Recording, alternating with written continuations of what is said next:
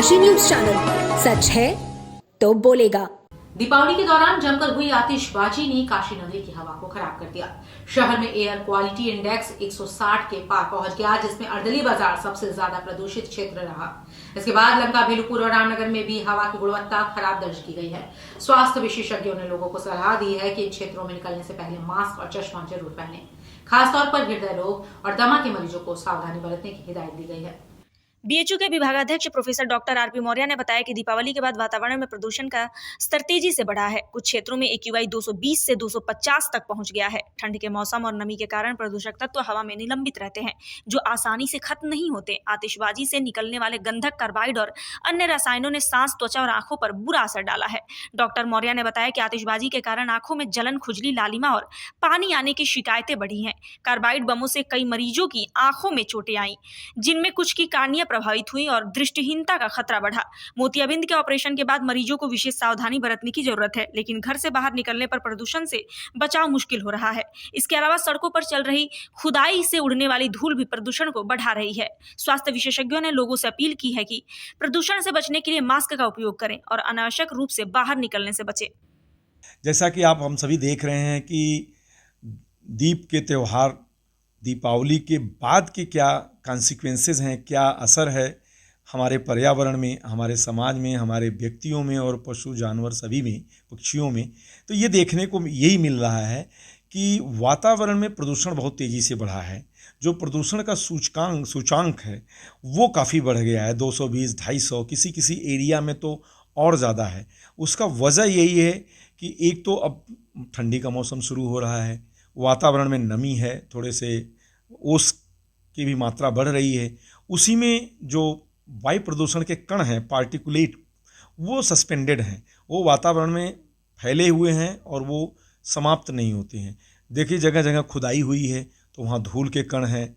और आप तो जानते हैं कि जितने पटाखे रात भर लोगों ने चलाए दिवाली से पहले, दिवाली के 2 दिन बाद तक भी जो है, तो वो वातावरण में एक तरह से प्रदूषण फैला है। और उसमें जो केमिकल्स होते हैं, गंधक है और कार्बाइड है, ये सारी चीज़ें जो है हमारे सांस को, त्वचा को, आँख को, इन सबको सभी को प्रभावित किया है। इवन रक्तचाप के मरीजों को नुकसान पहुंच रहा है।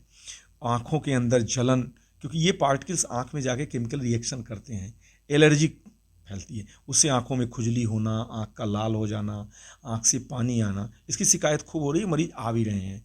अभी तो शुरू के 2-3 दिन तक पटाखे से जले हुए मरीज बहुत आए, जिसको कि आजकल कार्बाइड बम आप देख रहे हैं, कार्बाइड बम का प्रयोग आजकल किया जा रहा है। उसके कई मरीज आए जिनको कि कार्निया में दृष्टिहीनता हुई।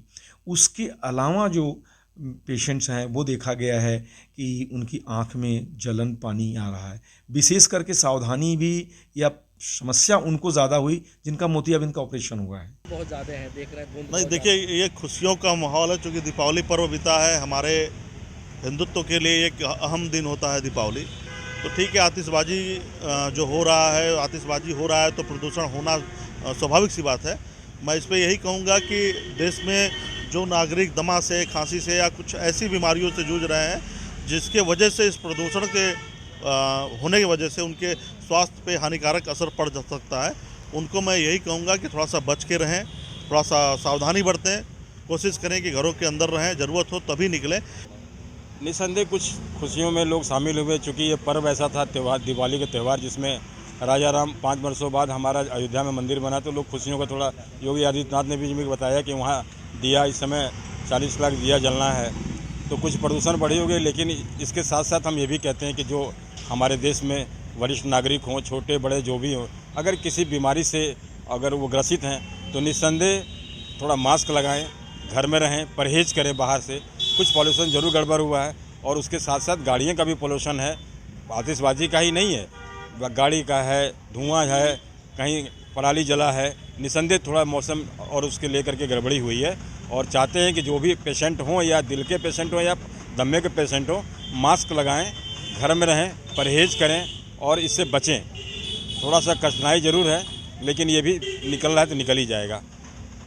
पूर्वांचल की खबरों से जुड़े रहने के लिए आज ही सब्सक्राइब करें हमारा YouTube चैनल डनकाशी और हाँ, लेटेस्ट अपडेट्स के लिए बेल आइकन को प्रेस करना ना भूलें। और आपके पास है कोई जानकारी या है कोई सूचना तो हमारे दिए गए नंबर पर आप हमसे संपर्क कर सकते हैं।